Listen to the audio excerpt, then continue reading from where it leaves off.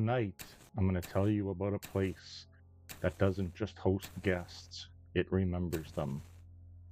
High in the Canadian Rockies, surrounded by frozen peaks and whispering forests, stands a hotel so grand it feels almost unreal.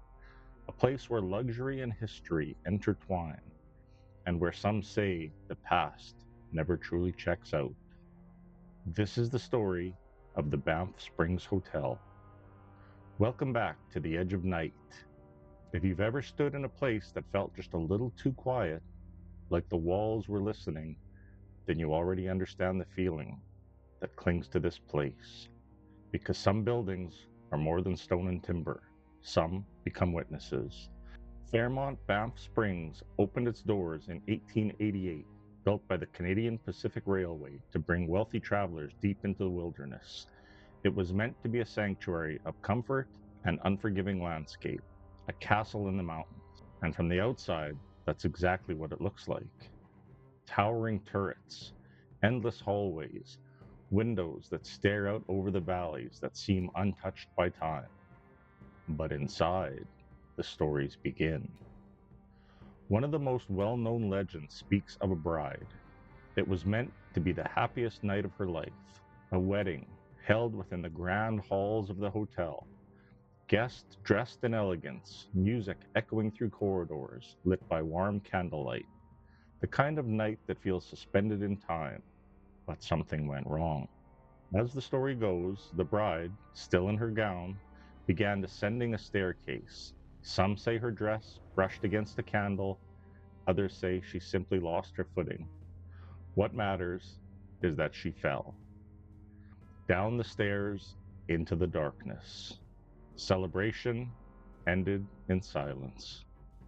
And according to those who have stayed there since, she never left.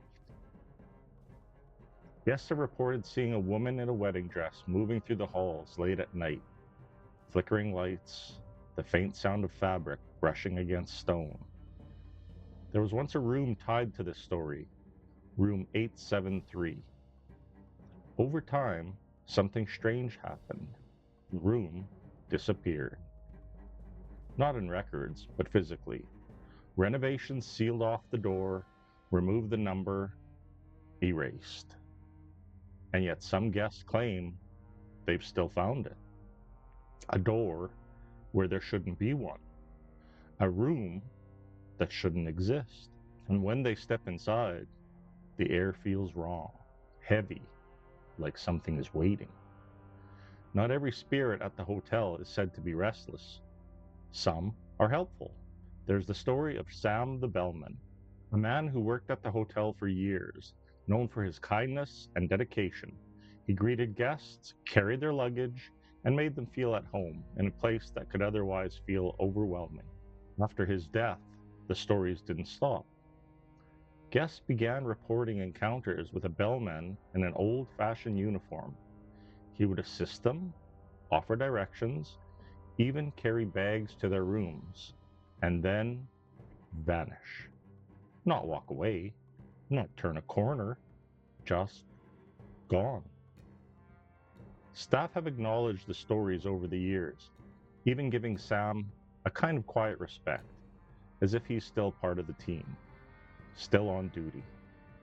But not all encounters are so comforting. Some guests speak of hearing voices in empty hallways, children laughing where no children are present, footsteps pacing slowly outside their doors, only to stop the moment they listen too closely. There are reports of entire floors feeling different, colder, quieter, like stepping into a place where sound itself doesn't belong. And then there are the moments that don't make sense at all. Lights turning on in locked rooms, doors opening when no one is there, shadows moving where shadows shouldn't be. Skeptics will say it's imagination. Old buildings make noise, pipes shift, wood settles, the mind fills in the gaps. And they're not wrong. But the consistency of the stories, the way they echo each other across the decades, makes people wonder.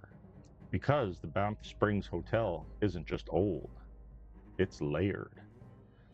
Every guest leaves something behind: a memory, a moment, a small fragment of themselves. And in a place like this, those fragments might not always fade. Imagine walking those halls alone at night, the carpet muffling your footsteps, the air just a little colder than it should be.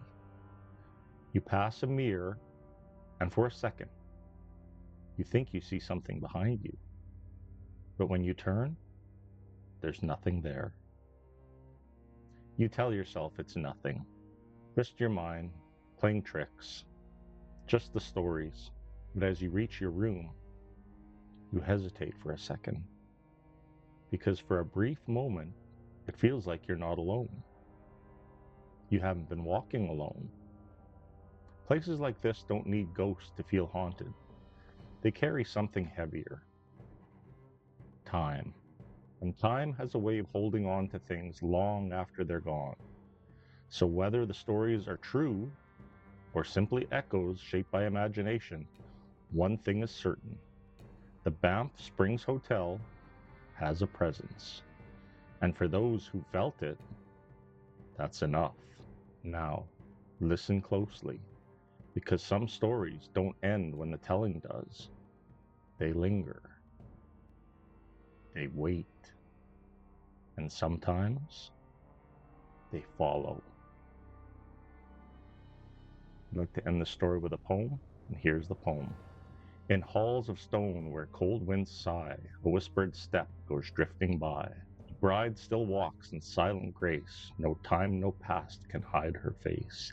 A bellman waits with steady hand, still serving guests who barely stand. Through shadowed doors and candles' breath, he walks the narrow line of death. The walls remember every cry, each fleeting soul that passed them by. And in the dark where secrets lie, some never leave, they only hide. That's another story from the edge of night. Please like and subscribe to keep the torch alight. Good night.